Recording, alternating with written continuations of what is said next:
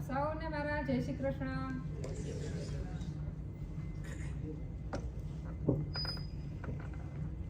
સૌપ્રથમ તો આ મંચ પર મને આમંત્રિત કરનાર સરદાર પટેલ સોશિયલ ગ્રુપનો ખૂબ ખૂબ આભાર.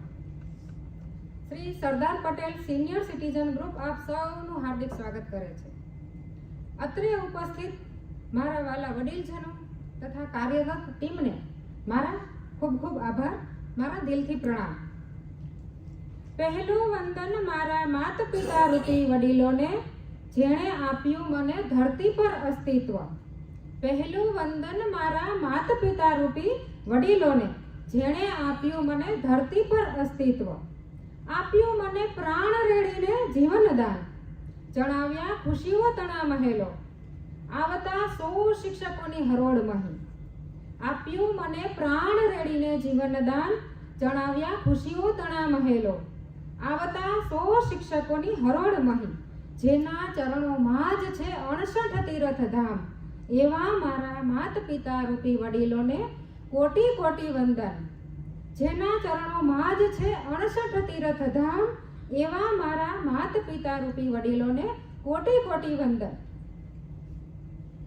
આજે આ સરસ મજાની સુહાની સાંજે હું આપ સૌની સમક્ષ બે કંઈક નવા વિચારો લઈને રજૂ કરવા આવી છું.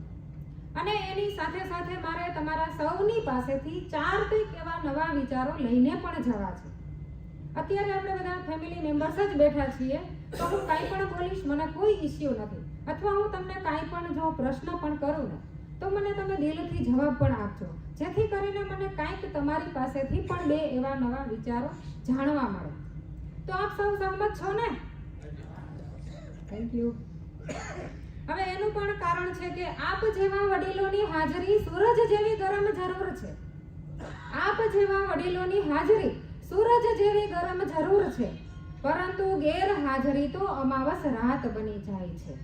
પરંતુ ગેરહાજરી તો અમાવસ રાત બની જાય છે. અને આપ સૌની હાજરી જ એ વસ્તુ સાબિત કરે છે કે આપણા ઘરોમાં હજુ પણ સંસ્કારોની નદીઓ અવિરત વહેતી રહે છે.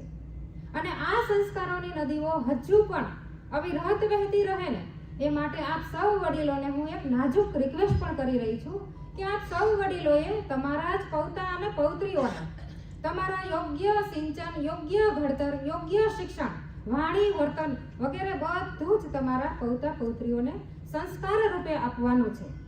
જેથી કરીને આપણો ભારત જેવો મહાન દેશ છે ને, એ આખા વિશ્વ લેવલે સંસ્કારોથી જ ઓળખાય છે.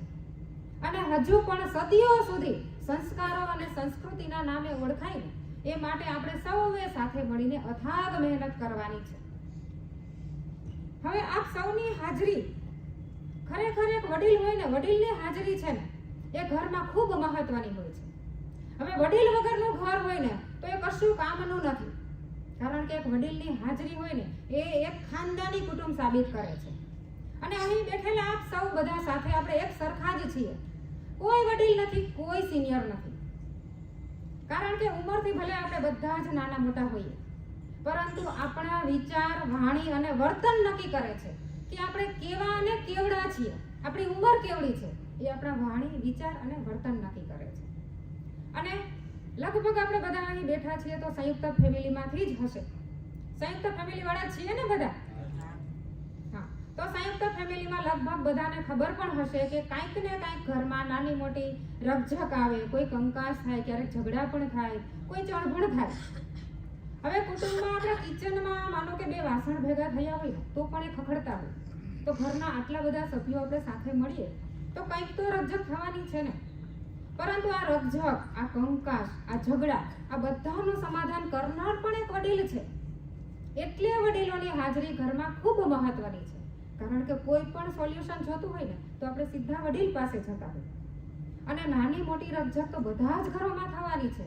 અને એના લીધે જ આ મીઠી જે રકઝક થાય છે, એના લીધે જ આપણા ઘરોમાં હજુ પણ આ પ્રેમના ઝરણા સતત ફૂટતા જ રહે છે. બગડેલા કેસ જે સુધારે એ વકીલ કહેવાય. બગડેલા કેસ જે સુધારે તે વકીલ કહેવાય.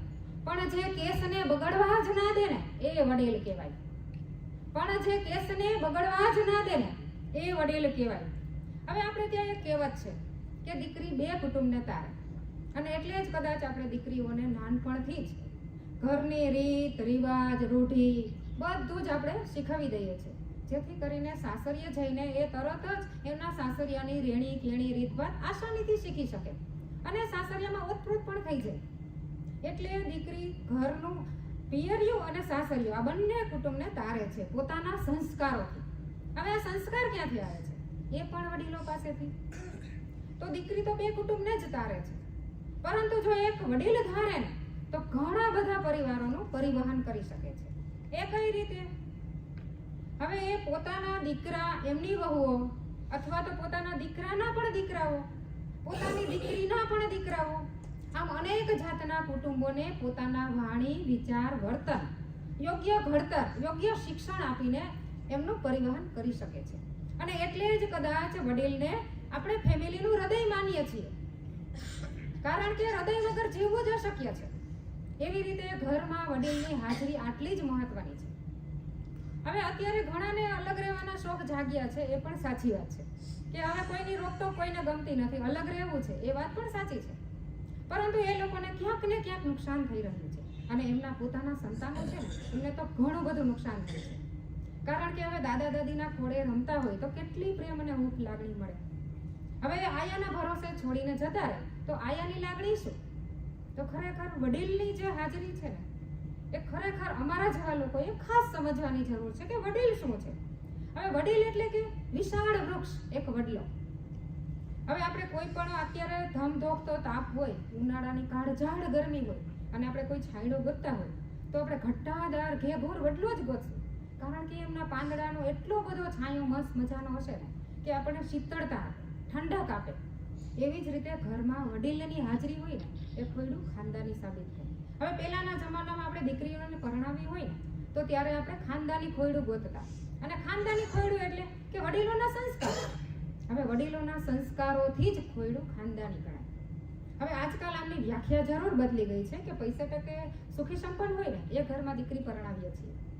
હવે પછી એમના જે દીકરાના મેરેજ કરવાના હોય એ દીકરો શું કરે છે એમનું કોઈ વધારે કોઈ ડિટેલ આપણી પાસે આવતી પણ નથી, કારણ કે આજે 11મું 12મું ધોરણ પણ ભણતો હોય ને છોકરો એ તરત જ સિગરેટ ફૂંકવા માંડ્યો છે. હવે કોલેજમાં જશે ને તો દારૂના વ્યસન વધી રહ્યા છે અને આસાનીથી છોકરાઓ બોલે કે હું તો ઓકેશનલી દારૂ પીઉં છું. હવે ઓકેશનલી શું છે? દારૂ તો દારૂ જ છે. દારૂ સુધી તો નહીં, પરંતુ ચરસ ગાંજો જેવી અનેક જાતના વ્યસનો આજકાલ બાળકોમાં વધી રહ્યા છે. એ શું કામે? ફ્રીડમ આપી છે એમને, ફ્રીડમ મળી છે. કોલેજમાં બહાર આટલી બધી કેન્ટીનો કેફે એટલું બધું ખુલી રહ્યું છે ને કે આપણા સંતાનો આસાનીથી ત્યાં જઈને આ બધું જ કરે છે. આપણને નથી ખબર, અને આપણી દીકરીને જ્યારે પરણાવવાની આવે ને ત્યાં વસ્તુની ખબર જ નથી હોતી. અને દીકરીના ઘરમાં પૈસા ટકે સારું છે એટલે શાંતિ જ હશે આવું માની પણ લઈએ છીએ. જો ખરેખર પૈસો જ સર્વસ્વ હોય ને તો જનક રાજાએ પોતાની સીતાને, પોતાની દીકરીને મહેલોમાં જ પરણાવી હતી. આમ છતાં પણ સીતા મૈયાની અડધાથી ઉપરની જિંદગી વનવાસમાં જ જતી રહી. પહેલા એમને રામ જોડે 14 વર્ષનો વનવાસ કાઢ્યો, પછી પોતાના સંતાનો જોડે એમને પાછળની જિંદગી વિતાવી. આમ છતાં પણ સીતા મૈયાના મોઢા ઉપર ક્યારેય દુઃખ હતું નહીં. શા માટે? કારણ કે જનક રાજાએ એમને પોતાની દીકરીને સુખ અને દુઃખ બંને પરિસ્થિતિમાં કઈ રીતે જીવવું ને એ ખાસ શીખવાડી દીધું હતું. આપણે શું કરીએ છીએ? એસો આરામ શીખવાડી દઈએ, બધું હરતા ફરતા શીખવી દઈએ છીએ, પરંતુ સંસ્કારોની ક્યાંક ને ક્યાંક અત્યારે કમી વર્તાતી જાય છે. અને જો આપણે આ સંસ્કારો આપણા દીકરીઓને કે દીકરાઓને, ખાસ કરીને હું તો કહું છું કે દીકરાઓને જો સંસ્કારો આ રીતે નહીં આપીએ ને તો એ કોઈ પરિસ્થિતિમાં કોઈ મુશ્કેલીમાં એમનો સામનો નહીં કરી શકે. અને અત્યારે જે સ્યુસાઇડના કેસ વધી રહ્યા છે ને એ પણ ક્યાંક ને ક્યાંક આના લીધે થાય છે, કારણ કે એમનામાં સહન શક્તિ ઘટતી જાય છે. અને એ શિક્ષણ ક્યાંથી મળે?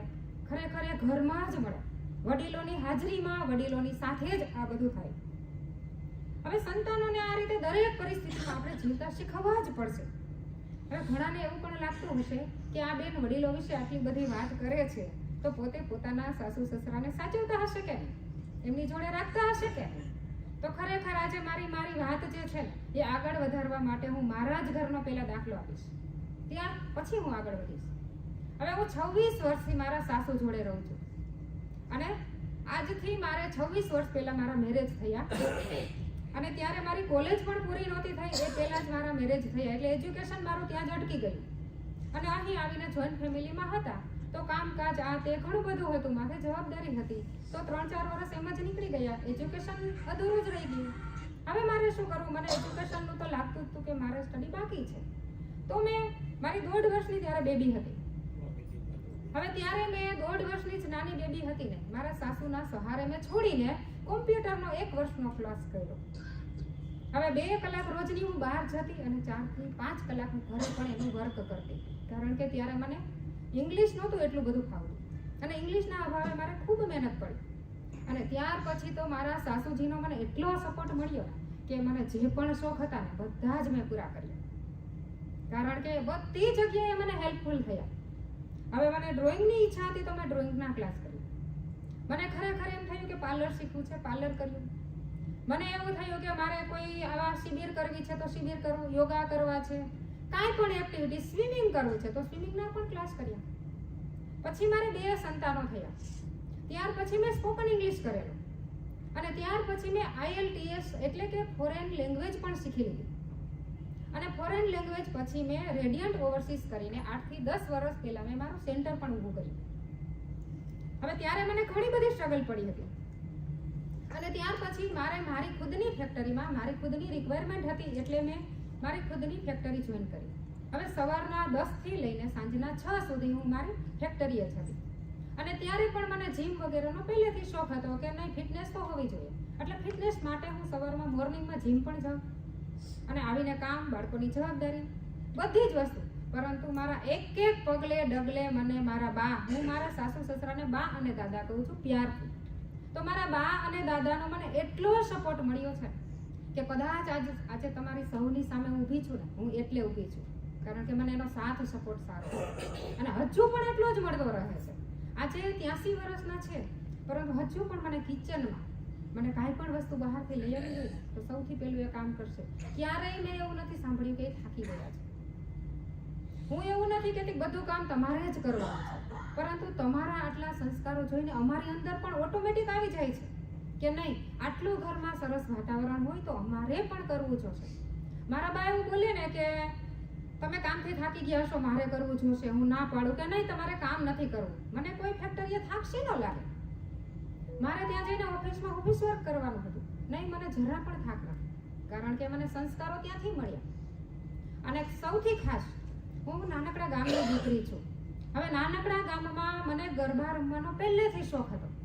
હવે મારા પપ્પાએ ત્યારે કહી દીધું કે નહીં, બધી બીજી કાસ્ટની ગરબી થતી હતી તો મને ના પાડી દીધી કે નહીં તારે ગરબામાં જવાનું થતું નથી, રોજ રાતે 8 વાગે જવું અને 12 વાગે ઘરે આવવું, 1 મહિનો શીખવા જવું અને પછી 9 દિવસ ગરબા રમવા નહીં પોસાય. અને મારો શોખ ત્યાં ને ત્યાં અધૂરો રહી ગયો. પરંતુ મારા બા દાદાએ મને આજથી 20 વર્ષ પહેલા મને એ ક્લાસ પણ કરાવ્યો અને આજે બધી રીતે મને પગભર કરી. મારા બા અને દાદાએ, મારા સાસુ સસરાએ, ખરેખર કોઈને વાત માન્યમાં ના આવે કે સાસુ સસરા આટલું કરી શકતા હશે, તો હા, આજે મને એની એટલી બધી લાગણી છે ને, એની લાગણી મારા ઉપર એટલી છે ને, તો કદાચ આજે હું ભગવાનની કરતા પણ પહેલા નામ મારું બાનું લઉં છું. કોઈ પણ ઘરમાં મારે સારા કાર્યો કરવા હોય કે કાંઈ પણ હોય તો સૌથી પહેલું વંદન હું મારા બાને કરું છું અને મારા બાના આશીર્વાદ મારી ઉપર હોય એટલે કોઈ પણ કાર્ય હોય મારો સક્સેસ જ છે. આ મારો સાચો દાખલો આજે છે. હવે સારી વાત તો મેં કરી, હવે ક્યાંક રકઝક પણ થઈ જ હોય ને, આટલા વર્ષોમાં કંઈક તો થયું જ હશે. તો મારે ઘણીવાર હવે મને શોપિંગનો શોખ, મને આ બધી રીતે કોઈ ફરવા હરવાનો શોખ, તો ક્યાંક ને ક્યાંક રકઝક થાય કે આટલી બધી વસ્તુ શા માટે લાવો છો, ઘરમાં આટલી બધી વસ્તુઓ પડી છે, ના લાવવી જોઈએ. આવી ઘણી રોકટોક પણ હતી. હવે ઘણી બધી રોકટોક હોય, એમાંથી 2-4 રોકટોક મને ના પણ ગમતી હોય. હવે ત્યારે અમારે થોડી એવી રકઝક થઈ જાય, 5 થી 10 મિનિટ, હા અમારે ઝઘડો પણ થાય, પરંતુ 10મી મિનિટે તરત જ મારા બા પણ ભૂલી જાય અને હું પણ ભૂલી જાઉં. મારા બાએ ક્યારેય મારી સાથે રીસામણા લીધા હોય ને એવું મેં સાંભળ્યું નથી અને મેં પણ નહીં. અને તરત જ હું 10મી મિનિટે બા કરતી દોડી જાઉં અને ત્યાંથી અમારું બધું જ ભૂલાઈ જાય અને અમે તરત જ આગળ વધી જઈએ. અને ઘણીવાર આવો મીઠો ઠપકો મળે ને તો પણ મજા આવે કે 4-5 ડ્રેસ એક સાથે લેવાઈ ગયા હોય. હવે સાસુજીને બતાવીએ તો તકલીફ તો પડે જ, તો શું કરવું? હવે ત્યારે હું 1-2 ડ્રેસ મૂકી દઉં કે ચાલો અત્યારે બાને બતાવવાનો નથી, મૂકી દઉં. એટલે પછી જ્યારે શાંત પડે ને ત્યારે બતાવી દઉં. કે ચાલો મેં આ લીધું છે એટલે સરસ મજાનું બધું શાંત થાળે પડી જાય. એટલે સાસુ અને વહુએ ઘરમાં વડીલોએ એકબીજાનો તાલમેલ મિલાવવાનો છે. મારું કહેવાનું આટલું જ છે કે અહીં આટલા બધા સાસુઓ બેઠા છે તો એમને બે આગળની પેઢી પણ જોઈ હશે અથવા બે પાછળની પેઢી પણ જોઈ હશે. પોતે પોતાનું તમે તમારા સાસુ જોડે અથવા તો એમના સાસુ જોડે રહ્યા જ હશો ને. હા, એવી જ રીતે તમારા વહુ અથવા એમના વહુ જોડે પણ રહેતા હશો તો ક્યાંક ને ક્યાંક તમારે આવું થયું જ હશે. તો કઈ રીતે તાલમેલ મિલાવવો ને, બસ આટલું જ શીખવાની જરૂર છે. દરેકના ઘરમાં રકઝક થવાની છે, દરેકના ઘરમાં ઝઘડા પણ થવાના છે.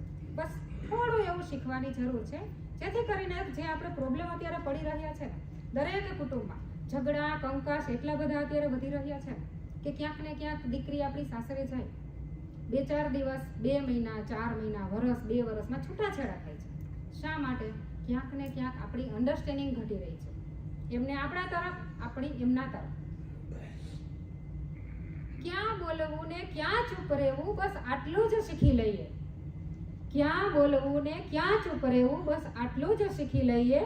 જરૂર લાગે ત્યાં વહુના ખંભે શાબાશી પણ આપી દઈએ.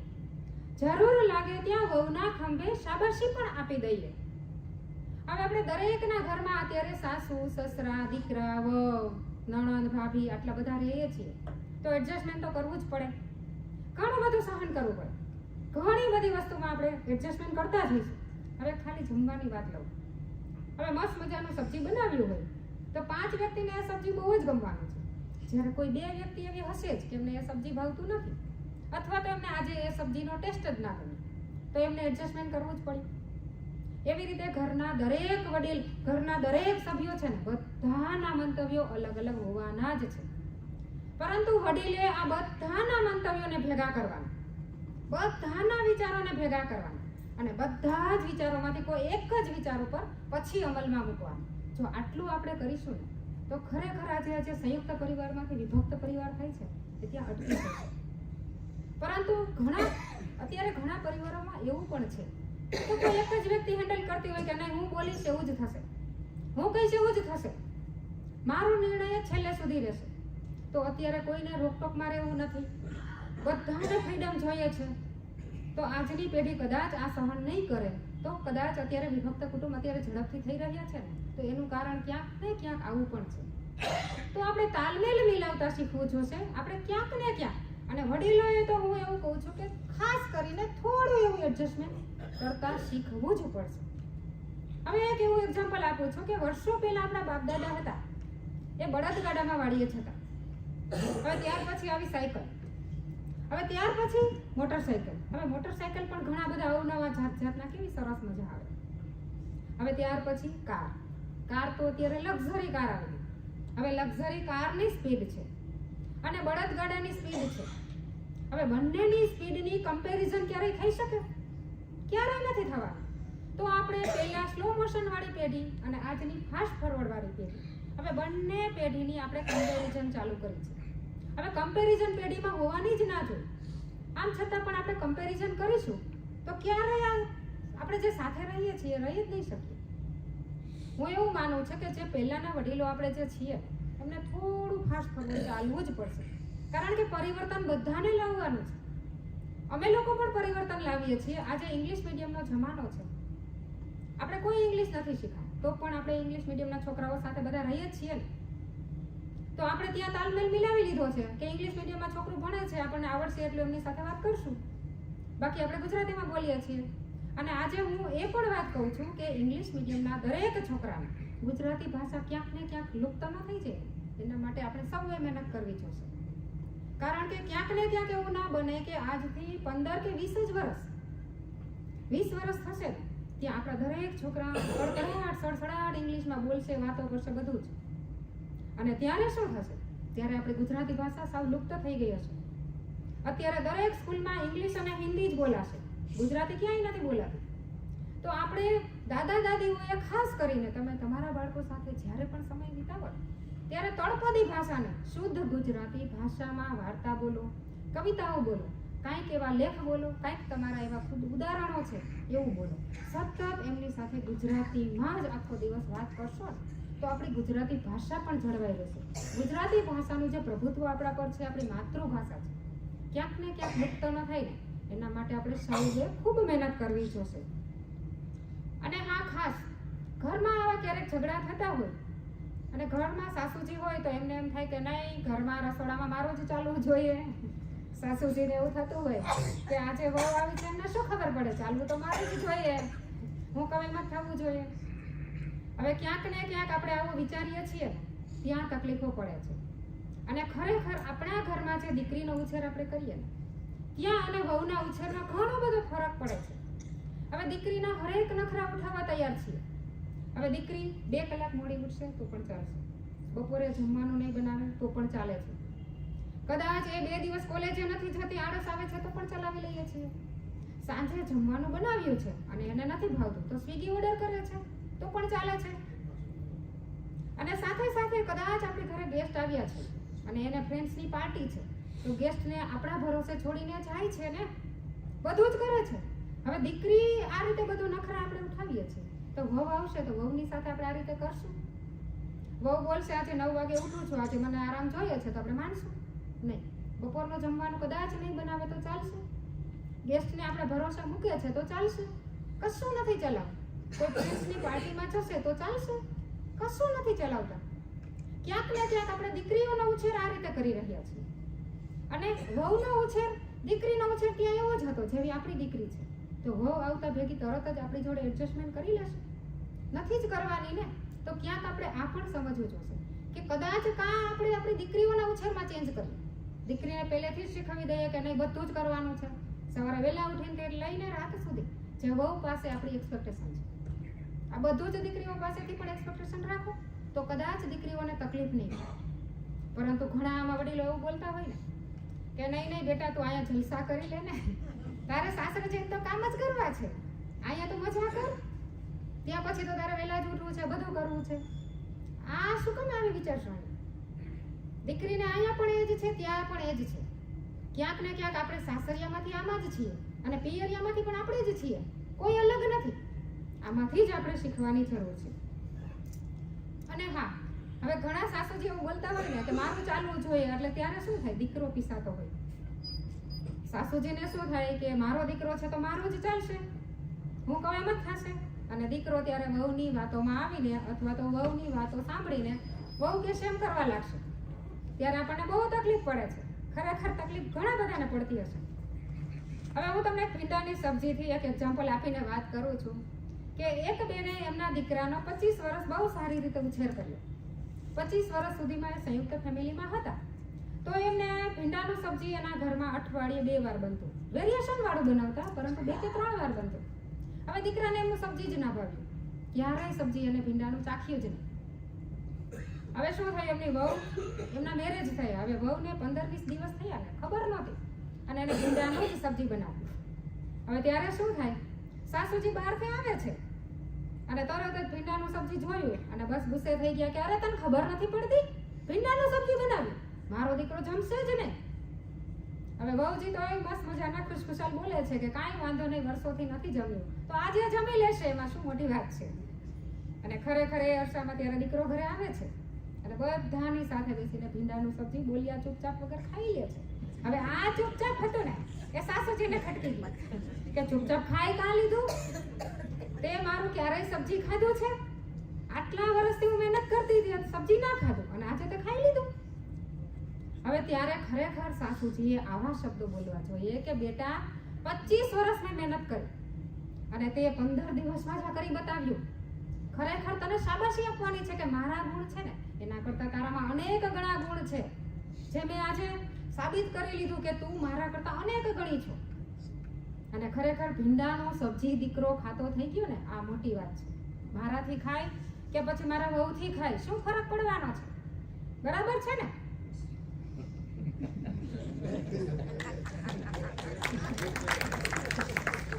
હવે પહેલા આપણે સંયુક્ત પરિવારમાં 15, 20, 25, 30, 35 જેટલા માણસો રહેતા. લગભગ ઘણા બધાને અનુભવ હશે. આજથી તમે 20, 25, 30 વર્ષની જર્નીમાં જતા રહો કે ત્યારે કેવું સરસ માહોલ હતો કે મસ્ત મજાનું એક રૂમમાં અહીંથી લઈને ત્યાં સુધી ગોદડા પાથરી દીધા હોય અને બધા સાથે એક સાથે સૂતા હોય. અને કોઈ એક પાછળથી આવે ને, કદાચ કડકડતી ઠંડી હોય અને કોઈ એક પાછળથી આવે તો એમને ત્યારે રજાઈ ના મળે, એટલે રજાઈ નહીં સોરી ત્યારે ગોદડા હતા એટલે એમને ગોદડું ના મળે તો શું કરે, બાજુમાં જેને ઓઢ્યું હોય ને એનું ખેંચી લે એટલે ઓલું તૂટ્યું વાળે. હવે આ ઓઢે ત્યારે ઓને તૂટ્યું વાળવાનું, આખી રાત આમ જ નીકળી જાય. કેટલું બધું એડજસ્ટમેન્ટ હતું, છતાં પણ કોઈ કમ્પ્લેન ક્યારે હતી? ક્યારેય નહોતી. તો ઘરમાં બધા બાળકો હોય ને એમાં મસ્ત મજાની એકાદી ડીશ એવી સરસ આમ ડિઝાઇન વાળી હોય ને તો એ જ ગમતી હોય. તો પેલું બાળક જમવા બેસે ને એટલે એ ડીશમાં જમે, બીજું ત્રીજું બધાને એ ડીશમાં જમવું તો બધા સાથે બેસીને જમે.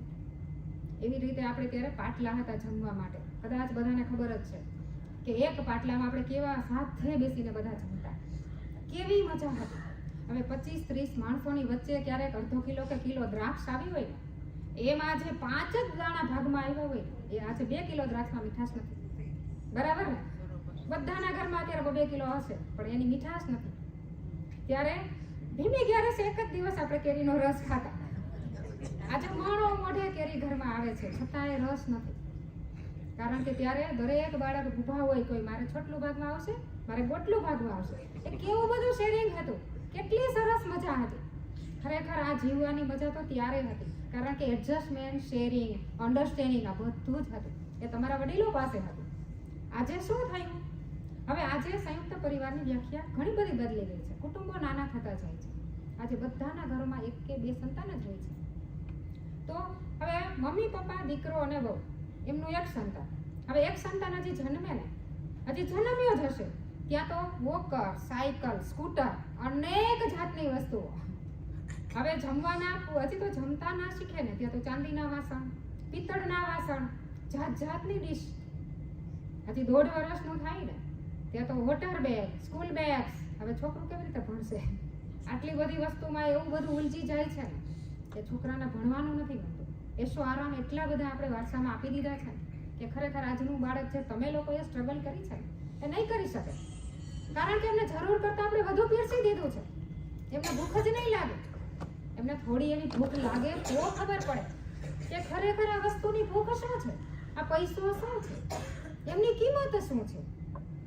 અને ખાસ કરીને આપણે આટલા બધા બેઠા છીએ, બધાને સ્ટ્રગલ ખૂબ પડી છે, નાના મોટી દરેકે. અને હું તો એવું માનું છું કે ત્યારે લેડીઝને સૌથી વધારે સ્ટ્રગલ પડતી, કારણ કે સવારે 3-4 વાગે ઉઠવું, કામ કરવું, વાડીએ સાથે તમારી લોકોની સાથે સાથે વાડીએ છો, સાંજે આવીને બાળકોની જવાબદારી, ઘરની જવાબદારી બધું જ પૂરું કરીને તમારા પછી સુવાનું. તો ખરેખર સ્ટ્રગલ પીરિયડ ત્યારે લેડીઝનો હતો.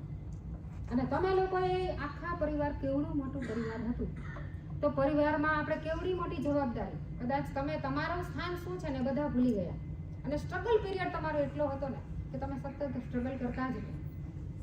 હવે હું આજે એવું કહું છું કે તમે તમારો સ્ટ્રગલ પીરિયડ તમારા સંતાનોને સતત કહેતા રહો કે અમે ત્યારે એટલા વર્ષો પહેલા જે કામ કરતા ને, આખો દિવસ કામ કરતા ને, અને અમને કદાચ 1 રૂપિયો મળતો. હું વધારે બોલું છું ખબર નથી, 1 રૂપિયો 50 પૈસા બોલાય, 1 રૂપિયો બોલું છું. 1 રૂપિયો મળતો, અને 1 રૂપિયામાંથી મેં મારા ભાઈ માટે કપડાની જોડી લીધી હોય ને એનો આનંદ કંઈક અલગ જ હતો. એ 1 રૂપિયામાંથી ઘર માટે વસ્તુ લીધી હોય ને એનો આનંદ અલગ હતો. અને આટલી સ્ટ્રગલ હતી. તો તમે તમારા સંતાનોને આ બધી જ સ્ટ્રગલ સમજાવો કે બેટા તારે પણ મોટા થઈને આ બધું જ કામ કરવું પડશે જે મેં કરેલું છે. અત્યારે કદાચ અમુક બાળક હશે એ હોમવર્ક કરતું હોય અથવા એમની મમ્મી કોઈ ગુસ્સે થઈ હોય તો તરત દાદી કે દાદા ઉપર તાણીને બોલશે, અરે બેટા એમને ગુસ્સો નહીં કરવાનો, એમને ખીજાવાનું નથી, આટલી બધી મિલકત આપણી પાસે છે, આ એક જ એમનો વારીસ છે, જલસા કરવા દો, અમે કામ કરી લીધું છે, એ ભલે આરામ કરે. શા માટે આવું વિચારો છો કે એ આરામ કરે, અમે કામ કર્યું છે એ આરામ કરશે? આ માટે તમને હું એક ધીરુભાઈ અંબાણીનો દાખલો. હવે ધીરુભાઈ અંબાણીએ રિલાયન્સ એમ્પાયર ખડું કર્યું. હવે આપ સૌ જાણીએ જ છીએ. હવે એમને વારસામાં શું આપ્યું? ફક્ત ને ફક્ત મિલકત જ આપી છે? નહીં. એમને મુકેશ અંબાણીને મિલકતની સાથે સાથે સ્ટ્રગલ પણ આપી કે કીધું કે બેટા મેં જે સ્ટ્રગલ કરી છે ને આની અનેક ગણી તું સ્ટ્રગલ કરીશ ને ત્યારે તું વિશ્વ લેવલે આગળ પહોંચીશ. અને ખરેખર આજે મુકેશ અંબાણી આખા વિશ્વ લેવલે ધનાઢ્ય વ્યક્તિનું એક નામ આપ્યું છે કે એ સ્ટ્રગલ થયું. તો એમને વારસામાં સ્ટ્રગલ પણ મળી.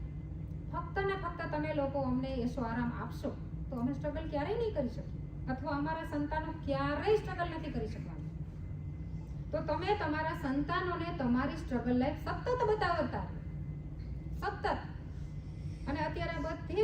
સ્ટ્રગલ ઘણી બધી પડી હશે, તો હું કોઈ એક એવી વ્યક્તિ પાસેથી તમારી સ્ટ્રગલ લાઈફ જાણી શકું? કોઈક એક વ્યક્તિ એવા ઊભા થાવ 2 થી 4 મિનિટ જ સાવ ટૂંકમાં, કે ભાઈ તમે ત્યારે વર્ષો પહેલા મસ્ત કામ કરતા હતા અને સફળતા અચાનક જ મળી ગઈ, અથવા તમે કંઈક વાડી એવું કામ કરતા હતા અને અચાનક જ તમારા એમાં પાકમાં કોઈક સારું એવું કંઈક, ઘણી બધી હશે ને સ્ટ્રગલ. વર્ષો પહેલાનું આટલું બધું હું નથી જાણતી, પણ કોઈક લેડીઝ પણ બોલી શકે. કોઈક બોલશો?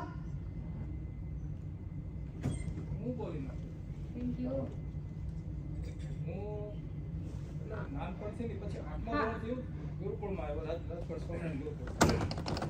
હું મારા કપડા સોય દોરથી પોતાના કપડામાં સીવતો. પછી ગુરુકુળમાં જે કોઈ છોકરાઓને પેલા શું નેરોની ફેશન થઈ શરૂ થઈ, એટલે સાંકડું પેટ પહેરવાનું, એટલે હું સાંકડા પેટ કરી 10 પૈસા 5 પૈસા એમાંય મળતા મને, એવી રીતે મેં સ્ટ્રગલ કરી. પછી ત્યાર પછી કોલેજમાં ગયો. કોલેજમાં એવી રીતે મારા કપડાં પોતે હું હાથે સોય દોરથી સીવીને પહેરતો. બરાબર છે. એટલે આટલું સરસ તમે કામ કરેલું છે, તમારા પરિવાર માટે કામ કરેલું છે, ખરેખર ધન્યવાદને પાત્ર છે આજે તમે સૌ. કારણ કે તમે આ જે સ્ટ્રગલ કરી છે ને એના લીધે અમે આજે એસીનો પવન માણી રહ્યા છીએ. ક્યાંક ને ક્યાંક આ બહુ સાચું છે, પરંતુ આજની પેઢી, અમારી પેઢી છે ને આ માનતી નથી. ખરેખર આ વાત સાચી છે કે તમારા લોકોની સ્ટ્રગલ. મારી સાથેનો એક સ્ટુડન્ટ હતો, ઝાલાવાડિયા કરી, એ મને કે તારો નંબર જો મારો નંબર કે આવતો હોય ને તો હું આંધેલા કપડાં ન પહેરું, હું થીગડા લઈને કપડાં પહેરતો. એટલે એ કે હું સીધો સ્ટોરમાં જઈને ટાંકામાંથી સીવી નાખું. મેં કે તારા પપ્પાને પૈસા છે એટલે તું કર, મારે કીધું સગવડતા નથી. એકદમ સાચી વાત કીધી. ધન્યવાદ, થેન્ક યુ. હવે આટલી બધી તમે સ્ટ્રગલ કરી છે, તો હવે તમારે આરામ જોઈએ છે કે નહીં? આરામ જોઈએ છે ને બધાને? કારણ કે આજે તમે લોકોએ આટલી બધી મહેનત કરી, તો રિટાયરમેન્ટ તરફ હવે જવું જ પડશે, અને એ એક સારો પીરિયડ છે. અત્યારે આમાંથી ઘણા બધાએ રિટાયરમેન્ટ લઈ લીધું હશે અને ઘણા લેવાના પણ હશે, પરંતુ રિટાયરમેન્ટ શબ્દ એક સાંભળતા ઘણાને એવો ડર પણ લાગે છે કે હવે અમારે આખો દિવસ ઘરમાં રહેવું પડશે, તો હવે અમે ઘરમાં રહેશું, તો હવે ઘરના સભ્યોની સાથે આખો દિવસ અમે શું કરશું? કદાચ એમને નહીં ગમે તો હવે અનેક પ્રશ્નો કદાચ થતા પણ હશે કે હવે અમારે શું કરવું? તો ખરેખર હું તો એવું માનું છું કે 60 થી 80 વર્ષનો જે સમયગાળો છે આ ગોલ્ડન પીરિયડ છે આપણા સૌ, તમારા સૌ માટે. કારણ કે આજે તમારે તમારા માટે જીવવાનો સાચો સમય આવી ગયો છે. તમે તમને ખુદને ઓળખતા શીખશો કે અમે શું હતા. અત્યાર સુધી તો તમે તમારા યુવાનીમાં તમારા દીકરાઓ માટે, પરિવાર માટે ઘણું બધું કરી લીધું, અને ખાસ કરીને મેરેજ પછી અત્યારે લગભગ બધાને 3, 4, 5 જેવા સંતાનો હોય જ. તો એમના ભણતરના ખર્ચા, એમના મેરેજના ખર્ચા, ત્યાર પછીના પણ ઘણા બધા ખર્ચા, અને ત્યાર પછી આલિશાન બંગલા, 4 બાળકો હોય તો ઘરમાં એ રહેવા માટે બંગલા, કાંઈક તો તમે કર્યું જ હોય. તો એ બધું જવાબદારી તમે કેટલી બધી લીધી હશે. ત્યારે ખરેખર તમે તમારા માટે જીવવાનું ભૂલી જ ગયા હતા, કે કદાચ 2 દિવસ તમારે ફરવા જવું હોય ને તો પણ તમે ફરવા નથી ગયા. ત્યારે તમે એવું જ વિચાર્યું કે મારા સંતાનોનું પહેલા હું કરીશ, એ બધું કરશે, પછી ટાઈમ હશે, પૈસા હશે તો જ હું જઈશ. ક્યાંક ને ક્યાંક તમે આ કશું નથી કરેલું. એવી જ રીતે હું તમને બાળપણની વાત કરું. હવે બાળપણમાં આમાંથી ઘણા બધાને ભણવું હતું, પરંતુ ભણી નથી શક્યા, અને ઘણા બધાએ ભણ્યા છે તો ઘરના કામ, વાડીના કામ કરતા કરતા જેટલો ટાઈમ મળે ને એટલું જ ભણવાનું હતું. કારણ કે ત્યારે વાડીએ એટલું બધું કામ હતું, મશીન તો કંઈ હતા નહીં, તો બધા જ કામ તમારે જાતે કરવા પડતા. તો બધા જ ઘરના જેટલા સભ્યો હોય ને બધા જ વાડીએ કામ કરવા જતા. એમાંથી ટાઈમ મળે તો સ્ટડી કરવાનું હતું, નહીતર નહીં. હવે રમત ગમતના શોખ હોય તો પણ તમારે પૂરા નથી થઈ શક્યા, કારણ કે કામ કરવું પડતું હતું. હવે બધું કરતા કરતા તમે તમારી જાતને, તમારું બાળપણ પણ ભૂલાઈ ગયું, તમારી યુવાની પણ આમ જ જતી રહી. તો હવે આ ગોલ્ડન પીરિયડ તમારા માટે આવી ગયો છે કે તમે તમારા પૌતા પૌત્રીઓ સાથે રમત ગમત રમો, કાંઈક એવી બહારની આઉટડોર ગેમ્સ રમો, ઇન્ડોર ગેમ્સ રમો, એમની સાથે વાર્તાઓ કરો, એમની સાથે કવિતાઓ બોલો, અને આપણી ગુજરાતી ભાષાનું પ્રભુત્વ પણ જાળવી રાખો. હવે હું મારો એમાં એક દાખલો દઉં ને, તો મારા પપ્પાને વાર્તા કહેવાનો બહુ જ શોખ હતો. હવે હું આટો દેવા જાઉં ને તો મારે, અમે 3 બહેનો, એટલે અમારા બધાના સંતાનો સાથે હોય, મારા એક ભાઈ, અમે બધા સંતાનો સાથે મળ્યા હોય. તો સાંજે આ બધા છોકરાઓ છે ને રાહ જોતા હોય કે ક્યારે દાદા ફ્રી થાય અને અમે ક્યારે વાર્તા કહેશે. હવે વાર્તાની રાહ એટલી બધી જોતા હોય ને કે જમી કરીને ક્યારે ફ્રી થશે, ક્યારે. અને જેવા જમી કરીને પૂરું થાય ને એટલે એ મસ્ત મજાના ખાટલો ઢાળીને સૂતા હોય અને છોકરા વિકળાઈ વળ્યા હોય. અને એટલી મસ્ત વાર્તા મારા પપ્પા કરતા ને એ લાંબી લાંબી લાંબી ખેંચી જ જાય, એક વાર્તા બીજી વાર્તા જોઈન કરતા જાય. અને ઈ વાર્તામાંથી એટલા બધા પ્રશ્નો કરતા તો બાળકોને ક્યાં 2 કલાક વહી જાય ખબર જ ના પડે. અને મારા મમ્મીને પણ ઈસ્ટો, નવ કાંકરી અને ચેસ આ ત્રણેય વસ્તુ ખૂબ જ ગમે. અને હજુ પણ મારા સંતાનો મોટા થયા ને તો પણ એમના નાની મા પાસે ઈસ્ટો રમવા જાય છે કે નહીં મારે નાની માને હરાવવા જ છે, ગમે એમ થશે ને મારે એમની જોડે ઈસ્ટો રમવો છે ને હું હરાવીશ. એમને એ આનંદ છે. અને હજુ અમને પણ આ એમની જે ગેમ્સ એમની વાર્તા છે ને હજુ પણ યાદ છે કે કાંઈક તમે આવું પણ કરો કે તમારા સંતાનોને આ કંઈક મળે. અને આજનું બાળક છે ને ખૂબ એક્ટિવ હોય છે. એ 5 મિનિટ ફ્રી થશે ને તો એ બેસવાનું નથી, એ તરત જ મમ્મી પપ્પાનો અથવા તો તમારા લોકોના મોબાઈલ લઈ જ લેતું હશે. અને મોબાઈલમાં શું કરે, કાર્ટૂન જોશે, રીલ્સ જોશે. એના કરતાં તમે તમારા બાળકો સાથે જો આ રીતે સમય વિતાવો ને તો ખરેખર એમને કાંઈક નવું મળશે. અને કલાકોના કલાકો ક્યાં જતા રહેશે એમને પણ નહીં ખબર પડે. અને તમને પણ કાંઈક કર્યાનો આનંદ થશે. હવે સૌથી ખાસ અગત્યની વાત એ પણ કહેવી છે કે તમે તમારું બાળપણ તો તમે આ બાળકો સાથે વિતાવો. હવે યુવાનીનો સમય તમે તમારા જીવનસાથી માટે 1 કલાક પણ નથી કાઢી. ખાસ કારણ કે ત્યારે તમે તરત જ માતા પિતા બની ગયા હતા. માતા પિતાની જવાબદારી કેવી મળે તો તમારું જે પતિ પત્નીનું જે છે એ તમે ક્યારે બધું કરશો? ખરેખર તમારે આજે તમારા જીવનસાથી માટે જીવવાનો સમય આવી ગયો છે. તમે વર્ષો પહેલા એમના માટે કાંઈ નથી કરી શક્યા ને એટલે તમે આજે કરો. વર્ષો પહેલા તમારે કાંઈક એમને કહેવું હતું, કાંઈક એમને આપવું હતું, કાંઈક કરવું હતું, તમે આજે કરી જ શકો છો ને. આજે આપણે બધા વેલ સેટ છીએ, કાંઈક તો કંઈક થઈ શકે ને. તમે તમારા પત્ની અથવા પતિ સાથે ગાર્ડનમાં બેસો, 2 કલાક સાથે બેસો, વોકિંગમાં જાઓ. હું તો કહું છું કે કાંઈ નહીં ને તો ચા પણ બનાવીને પીવડાવો. હવે અંકલને ચા બનાવતા આવડે છે? કેટલા અંકલને ચા બનાવતા આવડે છે? વાહ, બધાને. તો તમે તમારા રસોઈ પણ બનાવો છો? સરસ. તો તમે તમારા જીવનસાથી માટે ચા બનાવો છો કે તમારા માટે? ખાલી એકલા માટે ચા પીવો છો? હું કહું છું કે જીવનસાથી માટે પણ ચા બનાવો જેથી કરીને એ પણ ખુશ થાય કે કાંઈક અમને નવું મળે છે. આ ઉંમરે કેવી જીવવાની મજા છે. આ ઉંમરે 4 થી 5 કલાક એવો સમય કાઢો કે જીવનસાથીને પણ મજા આવે અને તમારા પૌતા પૌત્રીઓને પણ મજા આવે. અને દરેકના કુટુંબમાં દાદા દાદી બંને કદાચ ભણેલા હોય અને ના પણ હોય તો કોઈ એક ભણેલું હોય ને કે કોઈ છાપું વાંચો, કોઈ પુસ્તકો વાંચો કે કોઈ કાંઈક એવા ન્યૂઝ બહારથી મળે છે કે તમે મોબાઈલ આવડે છે તો મોબાઈલમાં કંઈક ન્યૂઝ છે તો તમે સતત મોટા અવાજે બોલશો ને તો જીવનસાથીને વાંચ્યા જેટલો આનંદ થશે. આ પણ ચેન્જીસ લાવવાની જરૂર છે. અને દરેકના ઘરમાં લાઇબ્રેરી અત્યારે ફરજિયાત હોવી જોઈએ જેથી કરીને આપણા સંતાનો તમને વાંચતા જોશે ને તો ખાસ કરીને અમારા સંતાનોને આ બહુ મોટી એવી સારી એવી હું તો કહું છું કે મળે એમ છે મૂડી. જો તમે આપી શકશો તો દરેકના ઘરમાં હું કહું છું લાઇબ્રેરી વસાવો. 50 થી 100 પુસ્તકો ફરજિયાત હોવા જોઈએ. ધર્મના પુસ્તકો હોય કે મર્મને લઈને વાર્તા હોય કે કોઈ તમને જેવા કોઈ પણ પુસ્તકો ગમે ને હું તો કહું છું વાંચો. ન્યૂઝપેપર અત્યારે ઘરે ઘરે આવે છે, વાંચો અને બચાવો. આ બધું જ કરી શકાય છે આ રિટાયરમેન્ટના ટાઈમે. તો આપણો આ ગોલ્ડન પીરિયડ છે ને આ ખાસ કરીને તમારો ગોલ્ડન પીરિયડ જરા પણ જવા ના દેતા. અને હા, ઘણા મને દાદીમા એવા કહે છે કારણ કે હું પણ આ બધા આપણા કુટુંબમાંથી જ આવેલી છું એટલે ઘણા દાદીમા એમ કહે કે તને ખબર છે પેલા તારા બાપાનો કેવો મગજ ગરમ હતો પેલા તને ખબર નથી હજી, તને કાંઈ આવી નથી ખબર. ખરેખર મારા બેટા સસરાનો મગજ પણ આવો જ ગરમ હતો એટલે મને થોડીક ખબર છે. એવું છે.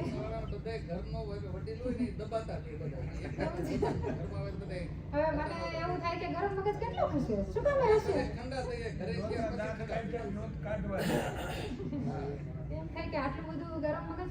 હા, ઘણા વડીલો એવું પણ કરતા હોય કે મારે 5 વાગે જ સવારમાં ચા જોશે, સવારમાં 6 વાગે જ મારે ચા જોઈએ છે, બપોરે 12 વાગે મારી ડીશ થવી જોઈએ. ઘણા એવું કહે કે સાંજે 7 વાગે મારી ડીશ હાજર હોવી જોઈએ. અને અત્યારે ઘણા ખરા ઘરોમાં આવું છે જ, આવું થાય જ છે. પરંતુ ક્યાંક ને ક્યાંક વડીલોએ થોડું એડજસ્ટમેન્ટ એટલે કરવું જોશે કે સંયુક્ત પરિવાર આપણે ચલાવવાનો છે. હું એવું જ માનું છું કે 7 વાગ્યા પછીનું જમવાનું ઝેર છે, મને પણ ખબર છે. પરંતુ આપણા સંતાનો માટે આપણે આટલો ચેન્જીસ લાવવો જ પડશે. સાંજનું ડિનર આપણે બધા સાથે જમીશું ને તો ઘણો બધો ફરક પડી શકે છે. આટલું દરેકે કરવાની જરૂર છે કે એક ટાઈમ ગમે એમ થાય બધી જ વ્યક્તિઓએ સાથે બેસીને જ જમવું. સવારની ચાવેલી પી લ્યો વાંધો નહીં, બપોરે વહેલું જમી લ્યો વાંધો નહીં, સાંજે એક ટાઈમ તો એવો રાખો કે બધા સાથે જમીએ. ખરેખર અમને પણ મજા આવશે અને અમારા સંતાનોને તો ઘણું બધું આમાંથી મળી શકે એમ છે. સાચું કે ખોટું? તો આટલો ચેન્જીસ લાવવાની દરેક વડીલોને હું ખાસ રિક્વેસ્ટ કરું છું કે આટલો ચેન્જીસ લાવો. અને હવે એક સૌથી ખાસ એક એવી મસ્ત મજાની વાત કરું છું, સૌ ધ્યાનથી સાંભળજો કે તમે આ જેટલી બધી સ્ટ્રગલ કરી છે એનાથી જ અમને જાહો જલાલી પણ મળી છે, એસો આરામ પણ અમને ત્યાંથી જ મળ્યા છે. અને આજે જે એજ્યુકેશન વધ્યું છે એ ક્યાંક ને ક્યાંક આ તમારા બધાના પ્રતાપથી અમને આ એજ્યુકેશન વધી રહ્યું છે. આજે દરેક ઘરમાં દીકરીઓ અને દીકરાઓ બધા જ સમાન ભણતર ભણી રહ્યા છે. ખાસ કરીને તો દીકરીઓ, બધાના ઘરમાં દીકરીઓ ઉચ્ચ અભ્યાસ કરે છે.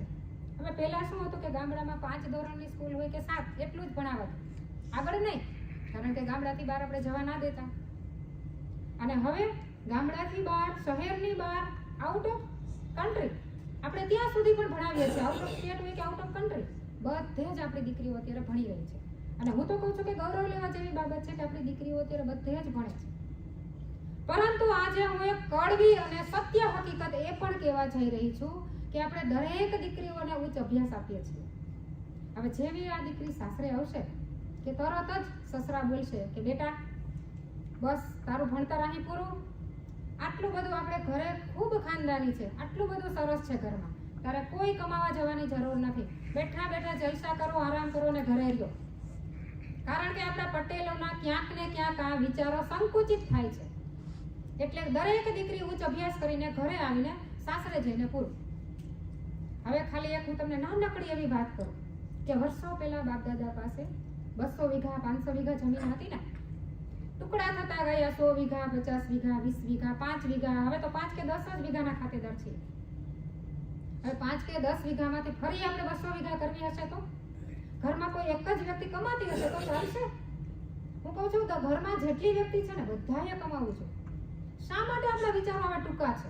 આજે આટલું બધું એજ્યુકેશન વધી રહ્યું છે તો આવા વિચારો આપણે ટૂંકા કેમ થતા જાય છે?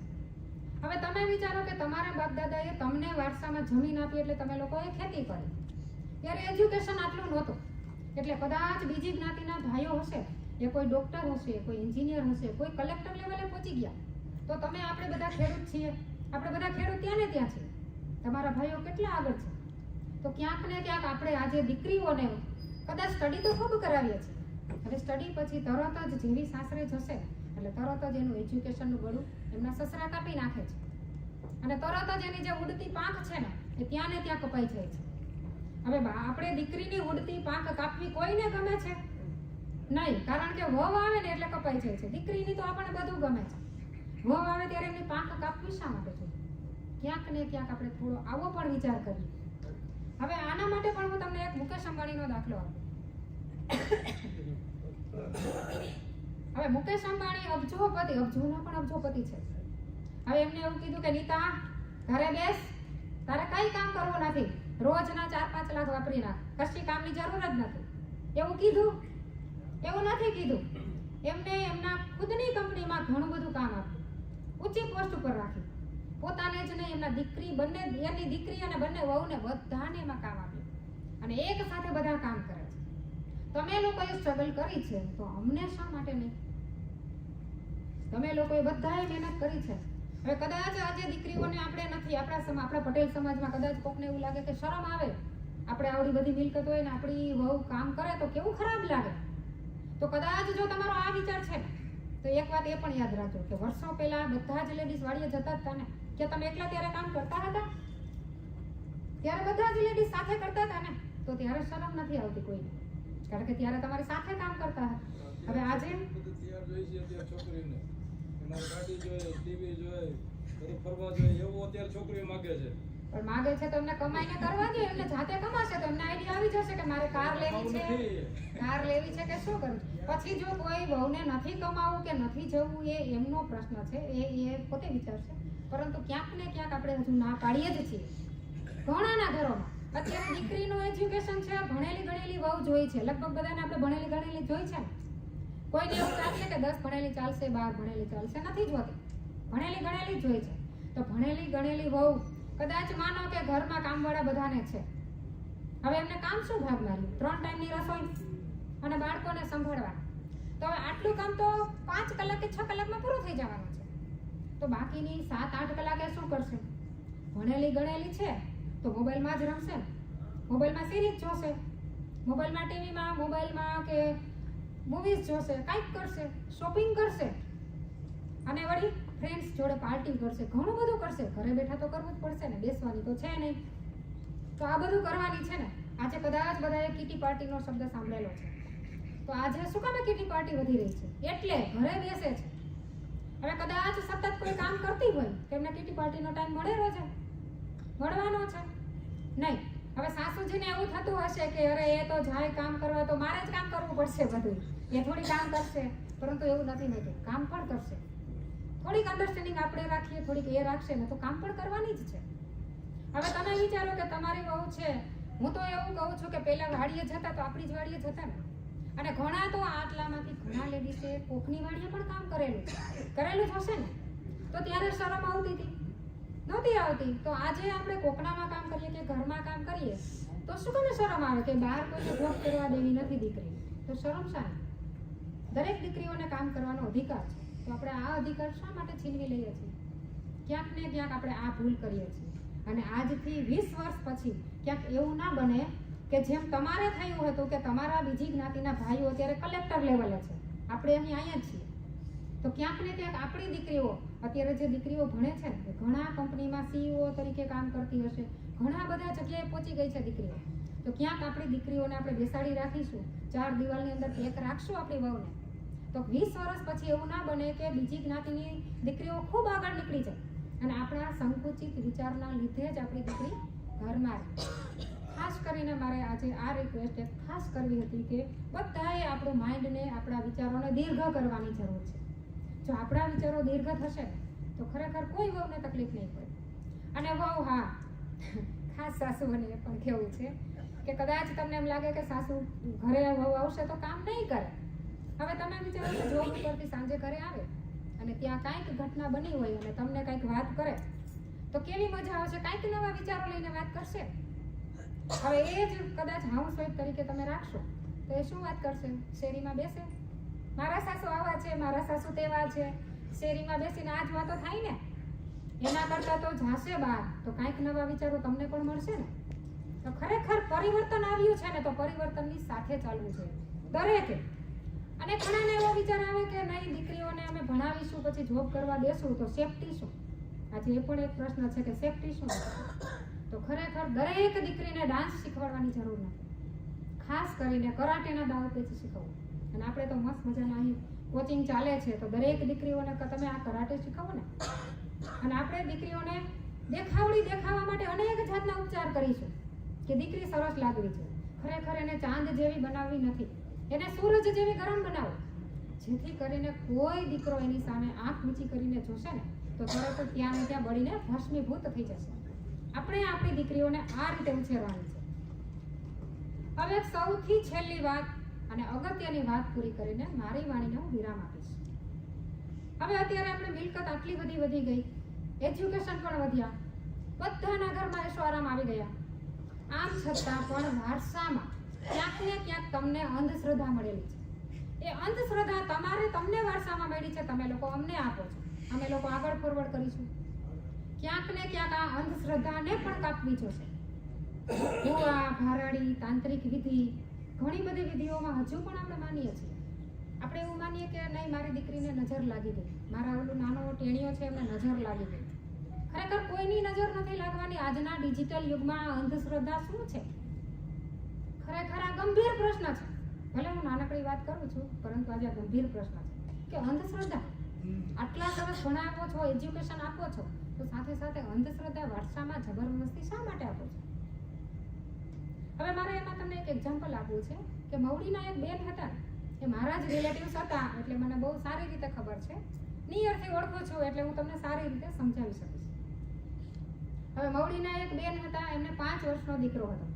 હવે 5 વર્ષના દીકરાને તાવ આવ્યો, સાદો તાવ, એમાંથી મેલેરિયા ટાઇફોઇડ થઈ ગયો તો 7-8 દિવસ તો લાગે જ. હવે 7-8 દિવસે હોસ્પિટલાઇઝ પણ થયો અને ડોક્ટરના ઉપચારથી એને થોડી રિકવરી વાર લાગે, એ આપણે સૌ સમજીએ છીએ. પરંતુ એના સાસુ સસરા ગામડાના. તરત જ ત્યાંથી ફોન આવે કે સારું થયું નહીં, તો અનેક જાતની વિધિ કરાવશે કે આ દીકરાને નજર લાગી હતી. ભુવા પાસે જોવરાવા ગયા, દાણા આપ્યા. તરત જ વહુને કીધું કે હું તને દાણા મોકલાવું છું, તું તારા દીકરાને દાણા પીવડાવી દે.